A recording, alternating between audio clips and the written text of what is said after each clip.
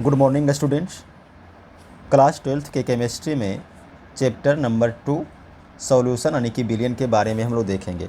इसके पहले वाले वीडियो में दोस्तों हम लोग बिलियन का अनुसांख्यिक गुण का पहला टॉपिक वाष्प दाब का अपेक्षिक अवनमन और वाष्प दाब के अपेक्षिक अवनमन से संबंधित राउल्ट का नियम उसको देखे थे। अगर आप लोग उस वीडियो को नहीं देखे हैं तो डिस्क्रिप्शन में लिंक दिया हुआ है, वहाँ से आप जाकर वाष्प दाब का अपेक्षिक अवनमन और उससे संबंधित राउल्ट के नियम को देख सकते हैं। दोस्तों आज हम लोग बिलियन के अनुसांख्यिक गुणधर्म का दूसरा टॉपिक देखेंगे। बहुत ही इम्पोर्टेंट टॉपिक है दोस्तों। ये टॉपिक आपके 12th बोर्ड एग्जाम में बहुत बार पूछा गया है। क्वथनांक का उन्नयन, क्वथनांक का उन्नयन बहुत ही इम्पोर्टेंट टॉपिक है दोस्तों, इसलिए आप लोग इस वीडियो को अंत तक देखें और इस टॉपिक को आप अपने कॉपी पर भी नोट करते जाइए। ये क्वेश्चन आपके एग्जाम में पूछे जाएंगे। तो क्वथनांक का उन्नयन का मतलब क्या होता है दोस्तों? देखिए, जैसे मान लीजिए कि यहाँ शुद्ध विलायक के अणु हैं। चलिए, ये शुद्ध विलायक के अणु हैं, मान लीजिए ये जल के अणु हैं। तो इसका जो क्वथनांक होता है दोस्तों, जल का क्वथनांक हम लोग जानते हैं कि वो 100 डिग्री सेल्सियस होता है। ठीक है, तो इसको हम लोग मान लेते हैं TS, शुद्ध विलायक का क्वथनांक।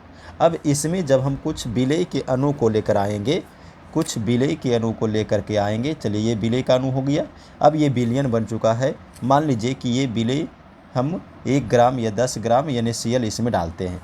तो अब ज़रा देखिए, पहले ये केवल जल था तो इसका क्वथनांक 100 डिग्री सेल्सियस था।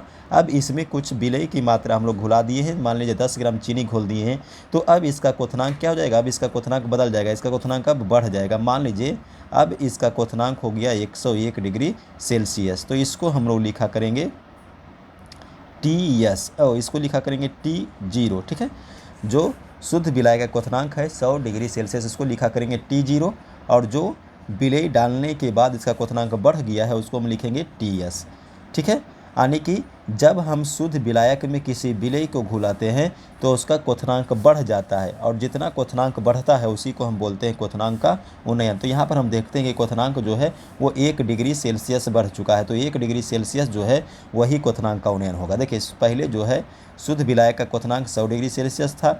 जब हम इसमें विलेय की मात्रा को मिला देते हैं तब इसका क्वथनांक 101 डिग्री सेंटीग्रेड हो चुका है, यानी कि क्वथनांक कितना बढ़ चुका है? तो पहले से 1 डिग्री सेल्सियस बढ़ चुका है। तो वही जो 1 डिग्री सेल्सियस बढ़ा है उसी को हम क्या बोलेंगे? क्वथनांक का उन्नयन बोलेंगे। तो इसका परिभाषा हम यहाँ पर नोट कर सकते हैं।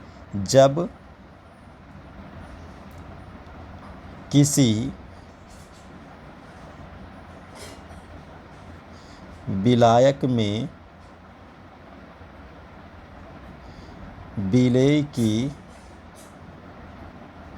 कुछ मात्रा घुलाई जाती है तो उसके क्वथनांक में वृद्धि हो जाती है, जिसे क्वथनांक का उन्नयन कहा जाता है। तो ये क्वथनांक के उन्नयन का परिभाषा हो गया।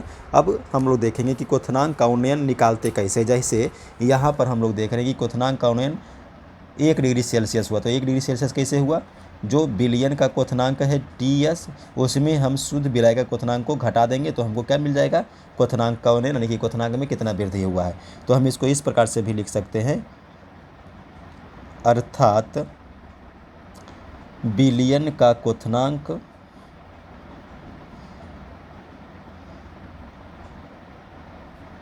इसको हम लोग TS माने हैं, तथा शुद्ध विलायक का क्वथनांक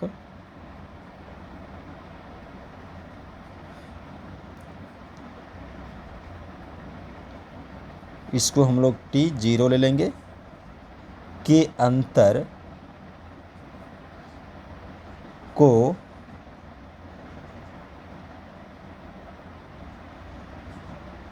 क्वथनांक का उन्नयन